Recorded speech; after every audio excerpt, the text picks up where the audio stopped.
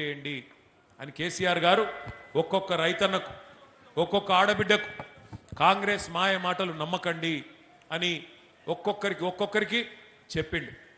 విన్నోళ్ళు విన్నరు, విననోళ్ళు వినలేదు. ఏమైంది? వికారాబాద్లో 12,000 ఓట్ల మెజారిటీతోని కాంగ్రెస్ గెలిచింది, బీఆర్ఎస్ ఓడింది. సరే, గెలిచింది కాంగ్రెస్, ఓడింది బీఆర్ఎస్. మరి జరిగింది ఏంది? లాభమా నష్టమా? ఎవరికి జరిగింది ఆలోచించండి. ఎమ్మెల్యేగా గతంలో ఆనంద్ గారు 5 ఏళ్ళు పనిచేసింది. 5 ఏళ్ళు పనిచేసినప్పుడు ఆనంద్ గారు ఒక డాక్టర్గా కావాలంటే తన ప్రాక్టీస్ ఉన్నది, సంపాదించుకోవచ్చు. భార్య డాక్టరు, ఆయన డాక్టరు, 2 చేతులా సంపాదించవచ్చు. సుఖంగా పిల్లలను చూసుకుంటూ సమాజం గురించి పట్టింపు లేకుండా ఆయన పని ఆయన చేసుకోవచ్చు. కానీ 5 ఏళ్ళు తనలాడిండు. అందులో 2 ఏళ్ళు కరోనా. 1 సంవత్సరం ఎవరికైనా నేర్చుకున్న తందుకే పడుతుంది కొత్త ఎమ్మెల్యేకు. కొన్ని తెలుస్తాయి, కొన్ని తెలివై. ఇప్పుడే ఆయన్నే చెప్పిండు, ఎన్నడూ సర్పంచ్ పని చేయలే, ఎంపీటీసీ పని చేయలే, జెడ్పీటీసీగా పని చేయలే, కౌన్సిలర్గా పని చేయలే. కానీ ఏదో చేయాలి, చదువుకున్నా పుట్టిన గడ్డ కోసం ఏదైనా చేయాలి అని చెప్పి ముంగటికి వచ్చిండు. పని చేసిండు, రూపాయి లంచం తీసుకోలే. ఎప్పుడు మా దగ్గరికి వచ్చినా, మరి మంచి మాటకారి కూడా మీకు తెలుసు, ఎప్పుడు మా దగ్గరికి వచ్చినా కేసీఆర్ గారి దగ్గరికి కానీ, మంత్రుల దగ్గరికి, మా సబితమ్మ దగ్గరికి కానీ, నా దగ్గరికి కానీ వస్తే ఒకటే అడిగేది, అన్నా మా వికారాబాద్ కొన్ని నిధులు ఇవ్వండి, మా వికారాబాద్ ప్రజలకు మంచి చేయాలని నేను ఎమ్మెల్యే అయినా దయచేసి నాకు సహకరించండి అన్నాడు తప్ప ఎన్నడూ పర్సనల్ పని, ఎన్నడూ రూపాయి పని కూడా తన వ్యక్తిగత స్వార్థం కోసం ఆనంద్ గారు ఎన్నడూ కూడా అడగలేదు. అట్లాంటి నాయకుడు మీకు సేవ చేసిండు.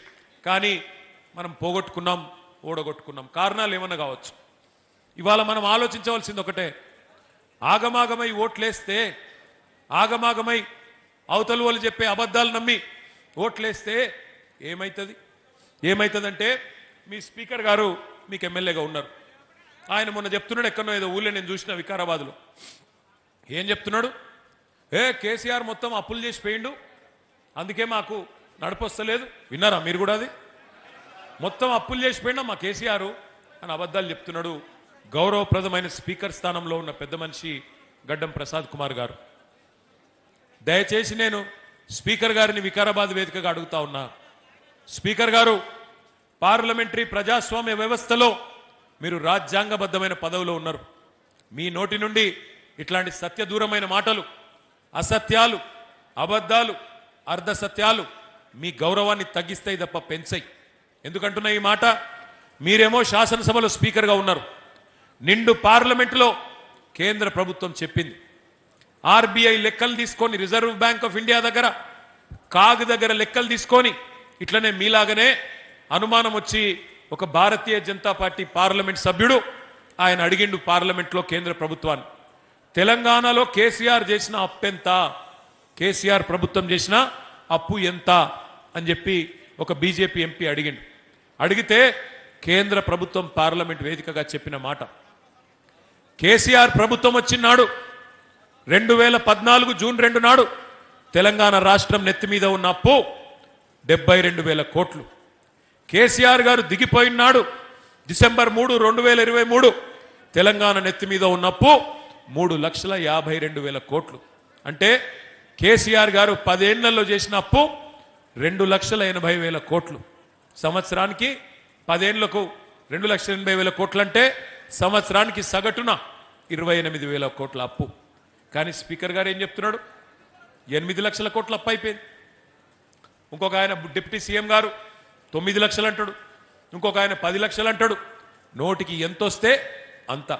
వెనకటికి ఎవడో తన ముఖం బాగాలేకపోతే అద్దం బలగొట్టిండట ఇంట్లో. ఆయన ముఖం బాగాలేకపోతే అద్దం బలగొట్టుకుంటే ముఖం చక్కగా అయిపోతుందా? ఆలోచించాలి. నీకు పరిపాలన చేతనైతే లేదు స్పీకర్ గారు, నీ ప్రభుత్వానికి, నీ కాంగ్రెస్ పార్టీకి పరిపాలన చేతనైతే లేదు. నేను ఉత్తగానే అంటలేను, ఓడిపోయిన బాధలు అంటలేను. ఎందుకంటున్నా అంటే సీదా ఒకటే అడుగుతున్న స్పీకర్ గారు, నేను 10 ఏళ్ళు కేసీఆర్ ఉన్నప్పుడు యూరియా దొరుకుతుంది ఎట్లా? కాంగ్రెస్ రాగానే యూరియా మళ్ళొక్కసారి లైన్లు కట్టే పరిస్థితి వస్తుంది ఎట్లా? దమ్ముంటే సమాధానం చెప్పు. మీకు పరిపాలన చేతనైతే రైతులకు యూరియా ఇచ్చే తెలివి కూడా నీ ముఖ్యమంత్రికి ఎందుకు లేదు నేను అడుగుతా ఉన్నా. ఒక యూరియానే కాదు, కేసీఆర్ ఉన్నప్పుడు కరెంటు చక్కగా వస్తుంది, ఇవాళ కరెంటు చక్కగా రాదు. కేసీఆర్ ఉన్నప్పుడు మంచినీళ్ళు చక్కగా వస్తాయి, ఇవాళ మంచినీళ్ళు కూడా ఇచ్చే తెలివి లేదు. కేసీఆర్ ఉన్నప్పుడు టైంకు రైతు బంధు పడుతుంది, ఇవాళ రేవంత్ రెడ్డి వచ్చినాక రైతు బంధు కూడా దిక్కు లేదు. ఆ రోజు ఏమన్నారు, ఎన్నెన్ని డైలాగులు కొట్టిన రైతులకు ఒక్కసారి యాద్ చేసుకోండి. మర్చిపోతే మీకు